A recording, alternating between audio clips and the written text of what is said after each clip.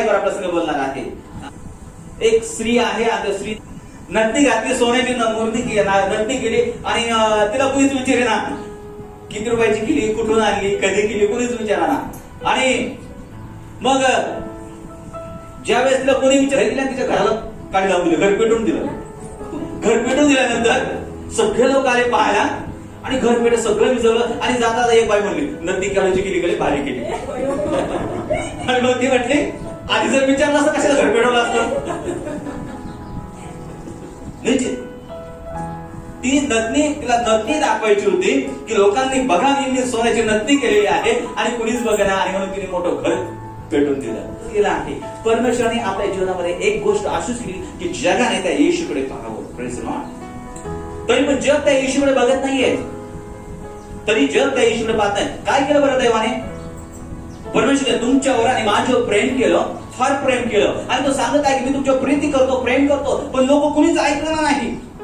कुणाचं लक्ष त्या येशूकडे नाही, त्या देवाकडे नाही की येशू आपण प्रेम करतो. आणि मग त्या परमेश्वराने काय केलं बरं? Praise the Lord. त्याने सर्व लोकांची पाप स्वतः घेतली, आता वधस्तंभावर गेला आणि वधस्तंभावर मेला त्या ठिकाणी सर्वांची पाप घेऊन. आणि जो त्याच्यावर विश्वास करतो त्याला पापाची क्षमा आहे, त्याला सार्वकालिक जीवन आहे. हालेलुया.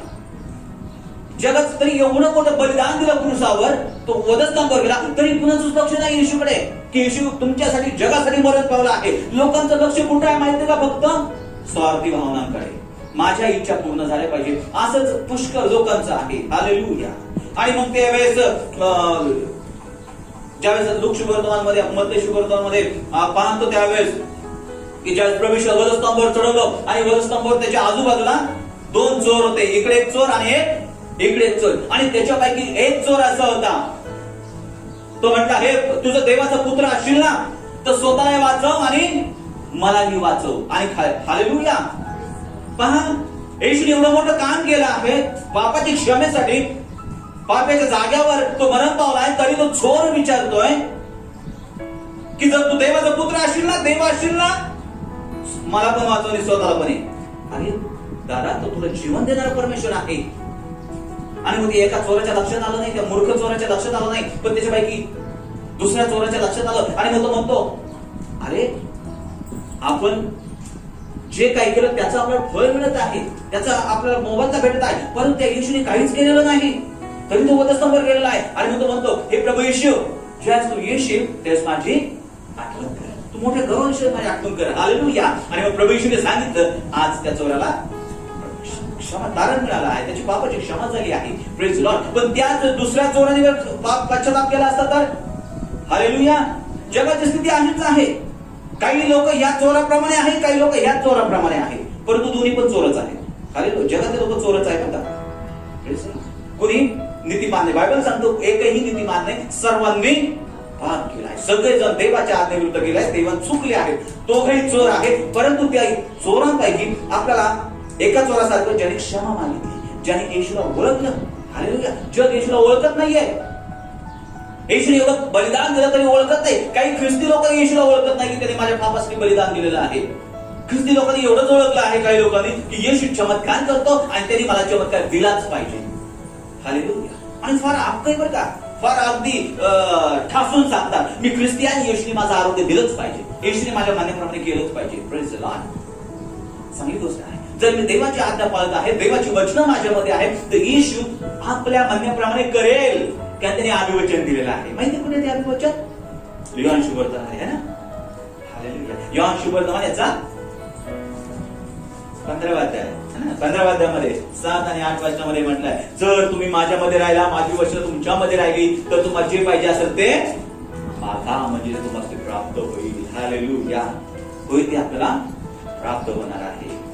आपलं लक्ष आज कोणाकडे आहे? देव येशूला आपण ओळखलेलं आहे का? जगाचं लक्ष येशूकडे नाहीये. पुष्कळ लोकांचं लक्ष येशूकडे नाही, येशूला ओळखलेलं नाही, पण त्यांनी स्वार्थी भावना ओळखलेल्या आहेत. हालेलुया. केवळ अनेक लोक प्रश्न करतात त्या चोराप्रमाणे जर तू देवाचा पुत्र असशील ना, मला वाचवून स्वतःला वाचव. हालेलुया. तू देव असता तर आधी वधस्तंभावरच नसता गेला, त्याने सगळे शब्दाने केलं असतं. परंतु देवाची योजना आहे, काही गोष्टी परमेश्वर त्याच्या योजनेप्रमाणे घडू देतो. हालेलुया. देव जे काही करतो ते चांगलं करतो, परंतु काही मूर्ख चोरांना समजत नाही. आणि मग ते चुकीचा प्रश्न करतात. आज आपल्या जीवनामध्ये चुकीचा प्रश्न नको आहे. हालेलुया. आपण योग्य देवाला प्रश्न करूया, योग्य प्रतिसाद आपण आपल्या परमेश्वराला देऊया प्रियांनो. Praise the Lord. होय, प्रभू येशू ख्रिस्त देवाचा पुत्र होता, परमेश्वरा तरी त्याचा छळ झाला. आणि मग आज आपण त्या छळ करणार झालेल्या प्रभू येशूच्या वधस्तंभावर गेलेल्या प्रभू येशूचे तुम्ही आणि आपण लेकर आहोत, आपण त्याचे शिष्य आहोत. हालेलुया. कोण आहोत आपण? शिष्य आणि लेकर आहोत. हालेलुया. आणि मग प्रभू येशू तुमच्यावर आणि माझ्यावर प्रेम करतो. Praise the Lord. आणि ते प्रेम त्यांनी कसं दाखवून दिलेलं आहे बरं? कसं दाखवलेलं आहे? त्याचं प्रमाण दिलं. हालेलुया. नुसतं तोंडाने बोलला नाही, त्यांनी प्रमाण दिलं आणि तो वधस्तंभावर गेला. हालेलुया. Praise the Lord. आणि मग त्या प्रभू येशूने सांगितलं, नुसतं तो वधस्तंभावर गेलेला नाही, तर त्याने सांगितलं जात असताना तुमचा सुद्धा छळ होईल. हालेलुया. सर्व प्रभू येशूच्या लेकरांनो, देवाच्या लेकरांनो, जे खऱ्याने चालू इच्छितात, देवाचं वचन पाळू इच्छितात, त्यांचा छळ होईल असं प्रभू येशूने सांगितलं आहे. आणि म्हणून नवल मानू नका. आणि मग आपण म्हणू शकत नाही देवाला का की देवा माझा छळ का होत आहे, मी तुझी आराधना करतो, मी चर्चला जातो आणि मग मला का बरं संकटाला समस्येला समोर जावं लागतं, असं पण बोलू शकत नाही. कारण येशूने सांगितलेलं आहे. हालेलुया. आणि मला हेही सांगायचं की जे ख्रिस्ती त्यांचा निमित्त त्यांना त्रास तो जावायचा नाही. जे ख्रिस्ती त्यांना आनंदात आणि आशीर्वादाचा त्यांना वाट आहे, त्या आशीर्वादातून जातील. जग अशा आशीर्वादाला जगाला तो आशीर्वाद भेटणार नाही, पण तो आशीर्वाद तुम्हाला आणि मला भेटणार आहे किंवा भेटत आहे. हालेलुया. आज मला बोलायचं आपण येशूचे शिष्य आहोत आणि आपलं लक्ष येशूकडे असलं पाहिजे. Praise Lord. जर माझं लक्ष येशूकडे आहे तर मी शिष्य बनेल. जर माझं लक्ष येशूकडे नाही, येशूच्या आशीर्वादाकडे आहे, तर आपण खरे शिष्य नाहीत. हालेलुया. येशूचे आशीर्वाद आपल्याला आपोआप भेटणार आहे, कारण आपण त्याचे वारस आहोत, आपण हक्कदार आहोत, मागायची गरज नाही. हालेलुया. योग्य वेळेला देव देणार आहे, परंतु आपल्याला त्या योग्यतेचं व्हायचं आहे तोपर्यंत मग आपल्याला भेटणार आहे. मत्ती सुविचार 5 अध्याय 12 वचनामध्ये प्रभू येशू म्हणतो, ज्या प्रकारे माझा छळ झाला. हालेलुया. वाचूया का ते वचन? आनंद करा, उल्हास करा, कारण स्वर्गात तुमचे प्रतिफळ मोठे आहे. आमेन. कारण तुमच्या पूर्वी जे सदैव होऊन गेले त्यांचा त्यांनी तसाच छळ केला. हालेलुया. माझ्यामुळे जेव्हा लोक तुमची निंदा व छळ करतील आणि तुमच्या विरुद्ध सर्व प्रकारचे वाईट कापडे बोलतील, तेव्हा तुम्ही धन्य आनंद करा, उल्हास करा, कारण स्वर्गात तुमचं प्रतिफळ मोठं आहे. कारण तुमच्या पूर्वी जे संदेश होऊन गेले त्यांचाही त्यांनी तसाच छळ केला. तुमच्या पूर्वी जे संदेश होऊन गेले त्यांचाही त्यांनी तसाच छळ केला. कसा छळ केला बरं? हालेलुया. कसा छळ केला? ऐकतात का? हालेलुया. निंदा केली, होय बरोबर, त्यांचा छळ केला, संदेशाचा छळ झाला, त्यांना हाणलं मारलं, त्यांच्या तोंडात थुकले.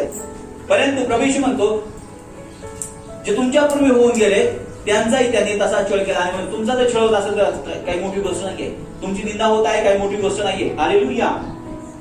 होय, कदाचित आपला सहन होत नसेल, पण प्रभू येशूने सहनशक्ती दिली आहे. हालेलुया. आणि त्यांनी सांगितलं आहे तुम्ही धन्य आहात, तुम्ही आशीर्वादित आहात. ते जरी तुम्हाला पृथ्वीवर चुकीचं म्हणत असेल, तुम्ही येशूच्या मागे चालले, तुम्ही प्रार्थना करता, देव करता, तुम्हाला काही कळत नाही, परंतु स्वर्गामध्ये आपल्याला आशीर्वाद आहे. हालेलुया.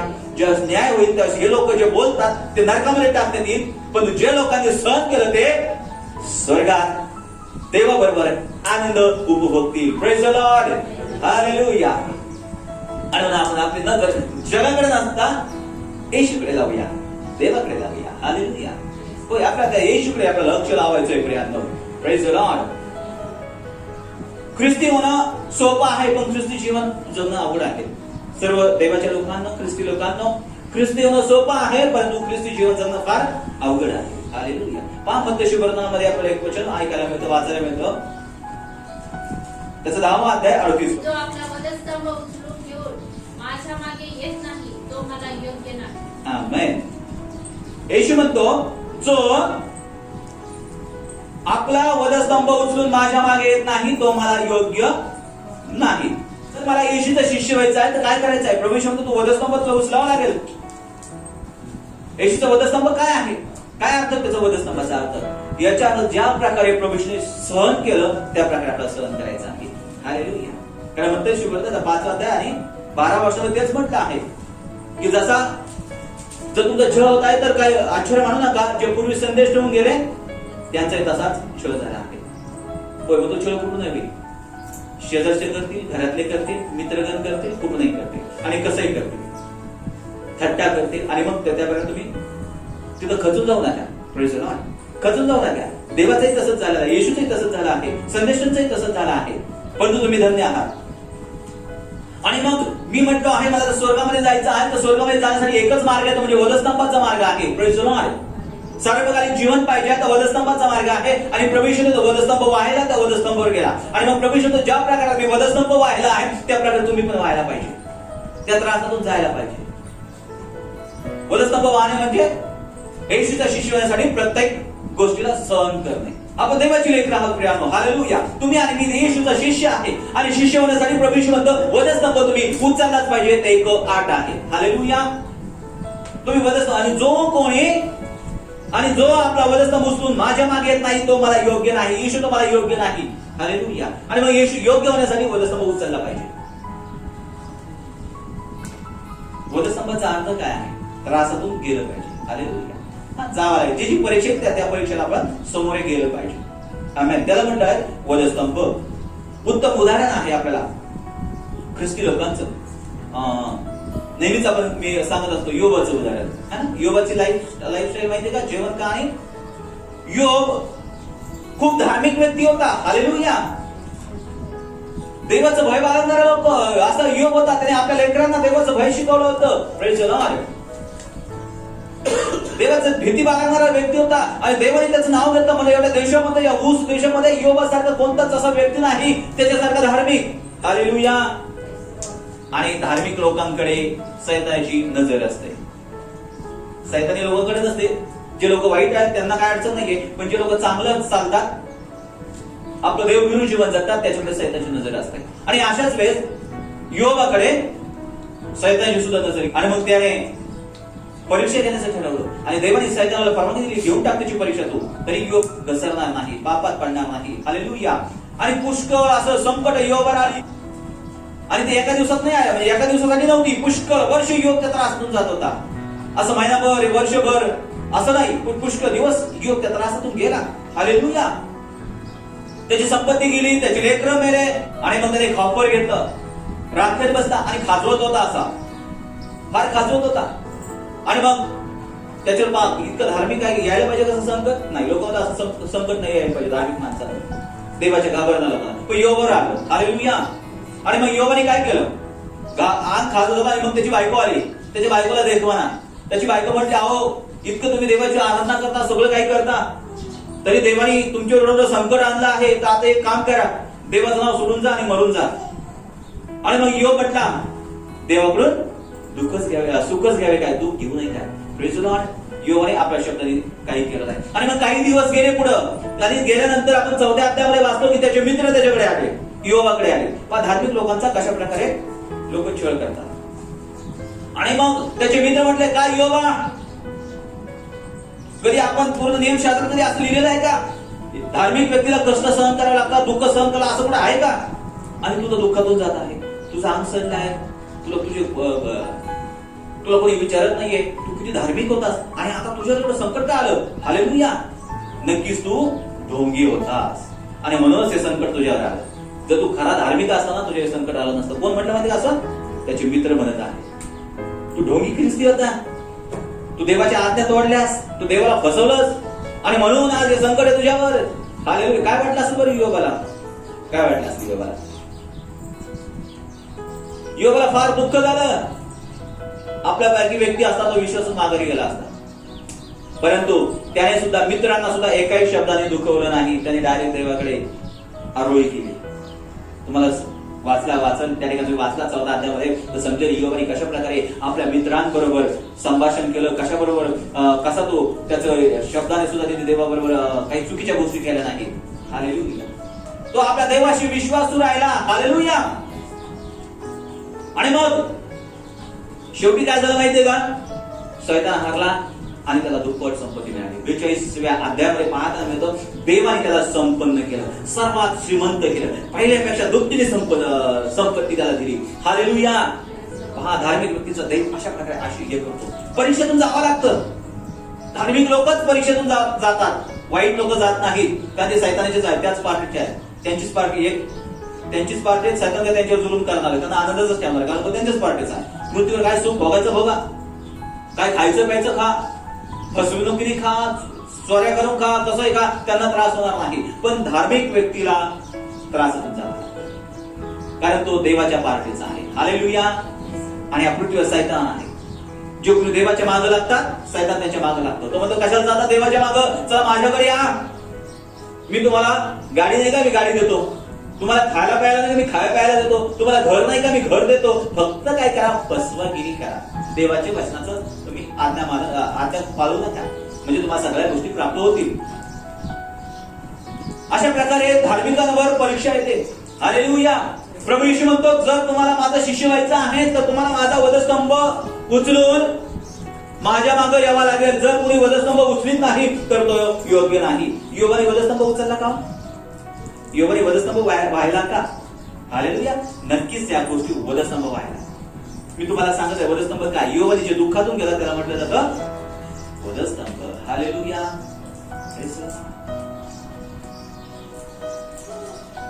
ख्रिस्ती लोकांची परीक्षा होते. येशूचा शिष्य व्हायचा तर परीक्षा होते.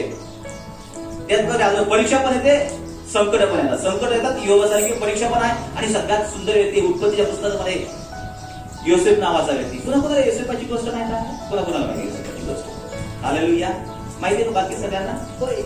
आणि योसेफ फक्त लहान होता, त्या देवाने योजना तयार केली की योसेफाला देव म्हणता, मी तुला मंत्री बनवणार आहे, एक तुला मी राजा बनवणार आहे. हालेलुया. आणि त्यावेळेस काहीच नव्हतं. अशा वेळेस देवाने त्या योसेफाला सांगितलं होतं. देवाने योसेफाची निवड केली होती राजा होण्यासाठी. मिस्र देशामध्ये, मिस्र देशाचा तो राजा होणार होता. हालेलुया. आणि तो कुठं होता? मिस्रकडे गेला होता त्यावेळेस. हालेलुया. आणि मग त्याला देवाने स्वप्नात दाखवलं तू राजा कसा बनणार आहे. त्याला असं दिसलं की त्याचे 12 भाऊ होते सगळे मिळून, ते योसेफ आणि ते सगळे किती लोक, 12 भाऊ. आणि ते 12 भाऊ योसेफ हा सगळ्यात धाकटा लहान भाऊ. आणि मग देवाने त्याला दाखवलं तुझे मोठे भाऊ ना तुला नमन करतात, तुला स्वप्नात दिसतो त्याच्यासमोर नमन करत आहे. आणि त्याला काही स्वप्नाचा अर्थ कळला नाही. तो जाऊन पळत त्या भावाला स्वप्न सांगितलं, पण त्या भावांना त्या स्वप्नाचा अर्थ कळला. अरे येणाऱ्या दिवसामध्ये हा आपल्यावर वर्चस्व करणार आहे, आणि म्हणून ते त्याचा द्वेष करू लागले. मग काय झालं, त्यांनी त्या योसेफाला धरलं आणि विकून टाकलं. एका त्या इश्माईल लोकांना विकून टाकलं. हालेलुया. आणि त्या ठिकाणी त्या इश्माईल पोटीफर नावाचा एक व्यक्ती होता. त्या व्यक्तीला विकलं तर त्याचा गुलाम झाला. त्याने त्या पोटीफराने योसेफाला आपल्या घरी ठेवलं. हालेलुया. घरी ठेवलं, तो सगळी कामं करू लागला. देवाने इतकं त्याचं घर आशीर्वादित केलं ना, तो सगळं काही त्याच्या हातात देऊन टाकलं त्या पोटीफराने. बाबा योसेफा काय करायचं, तू माझा जरी गुलाम आहे तरी सगळं देवाने तुझ्यामुळे माझं चांगलं केलं आहे, सगळं तुझ्या हातामध्ये आहे, सगळं तू बघायचं. आणि एक दिवस असं होतं की तू पोटीफर लांब गावाला जाता निघून, आणि गेल्यानंतर त्याची बायको घरी असती पोटीफराची. आणि मग ती म्हणती योसेफा चला तू माझ्या संग लग्न कर, आपण दुष्कृत्य करूया. आणि मग त्यावेळेस योसेफ म्हणतो नाही, मी असं करणार नाही, मी देवाचा माणूस आहे, मी देवाचा लेकरू आहे. हालेलुया. त्यावेळेस योसेफ करू शकला असता जसं, आणि केला असतं तर त्या पोटीफरात काढून दिलं असतं. पोटीफराचं सगळं योसेफाला माहित होतं, सगळी जायदाद नावावर करून घेतली असती, त्याची बायकोही घेतली असती. परंतु योसेफाने तसं केलं नाही, कारण तो देवाला घाबरणारा माणूस होता. तो म्हणू शकला असता आता मला ऐश करायची, आता मला सगळं काय भेटलं, आता मी पोटीफराला फसवतो आणि त्याला काढून देतो. पण येशूने तसं केलं नाही, कारण तो कुणाचा लेकर होता? देवाचा लेकर होता. Praise the Lord. आपण देवाची लेकर आहोत. आणि मग देवाचं लेकर असल्यानंतर त्याने तसं केलं नाही. आणि मग एक दिवस असं झालं की त्याच्यावर खोटे आरोप, त्याच्या पोटीफराच्या बायकोने त्याच्यावर खोटे आरोप ठेवले. आणि पोटीफर ज्यावेळेस आला आणि त्याला सांगितलं हा पहा, तो इब्रियाचा हा तुम्ही जो गुलाम आणला तो माझ्याबरोबर व्यवस्थित वागत नाही, त्याने माझ्यावर दुष्कृत्य करायचा प्रयत्न केला. तर मग त्याला त्याने काय केलं माहिती मग? त्याच्यानंतर पोटीफर ज्यावेळेस ऐकलं त्याला क्रोध भडकला, रागाने भडकला. त्याने धरलं आणि त्याला जेलमध्ये टाकलं योसेफाला.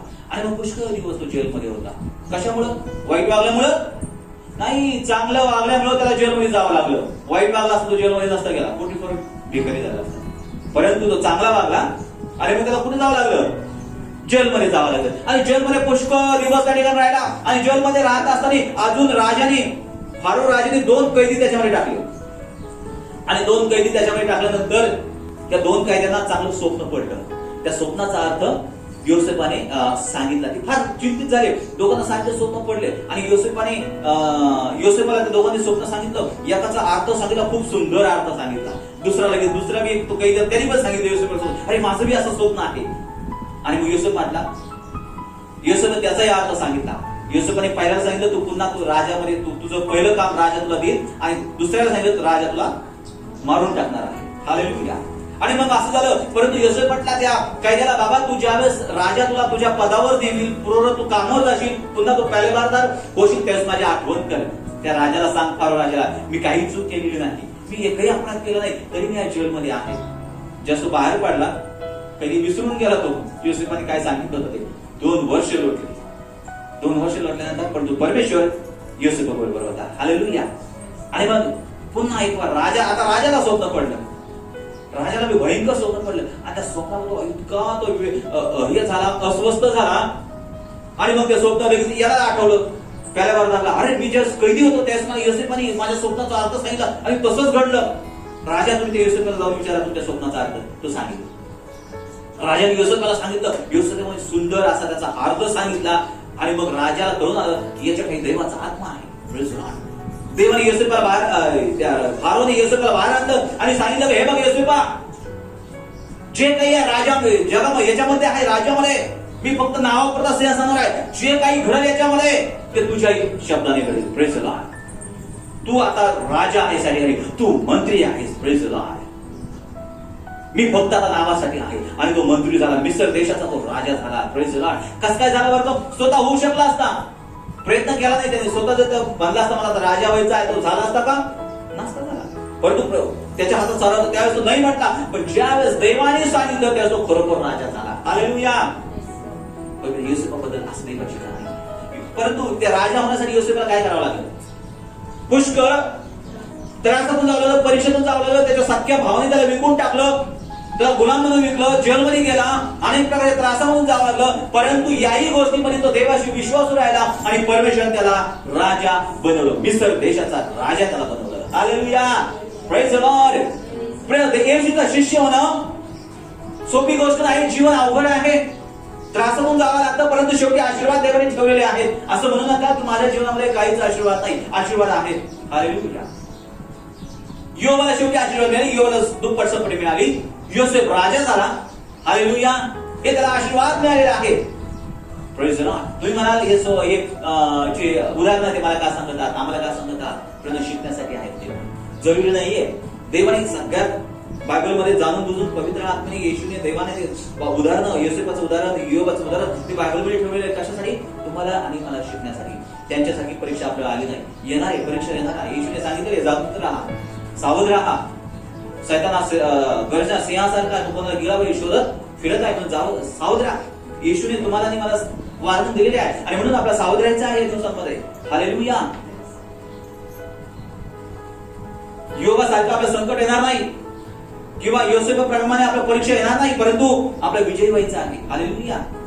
आता विजय होतो देवाने आपल्यासाठी आशीर्वाद ठेवलेला आहे प्रियांनो. हालेलुया. Praise the Lord. आणि विजयी जीवन जगण्यासाठी आपलं हृदय प्रथम नम्र असावं. गरिष्ठ नाही. जो स्वतःला देवाचं जो स्वतःला नरनवीन तो उंचवला. आपण देवाचं नम्र व्हायचं. देवाला प्रश्न करू नका चोरासारखं. पुन्हा एक वारमध्ये 2 चोरांकडे आपण जातो. एका चोराने प्रश्न केला, एक चोर नम्र झाला. जो नम्र झाला तो स्वर्गात गेला, जो गरिष्ठ झाला तो दोघे. हालेलुया. होय. जो नम्र झाला त्याला देवाचं स्वर्ग राज्य मिळालं. आपल्याला त्या लोकांप्रमाणे व्हायचं नाही. आता नम्र व्हायचं आहे. इस्रायल लोकांपर्यंत म्हणायचं नाही. स्तोत्रामध्ये वाचतो ते मला त्या इस्रायलप्रमाणे आपलं मन कठीण करू नका. मरिबा त्याप्रमाणे इस्रायल लोकांनी आपलं मन कठीण केलं आणि ते 40 वर्ष त्या अरण्यामध्ये फिरले. ते काय वचनदत्त भूमीमध्ये गेले नाही. आज देवाने आपल्याला वचनदत्त भूमीमध्ये स्वर्गीय जीवन देण्यासाठी, आशीर्वाद मिळवण्यासाठी देवाने तुमची आणि माझी निवड केलेली आहे. परंतु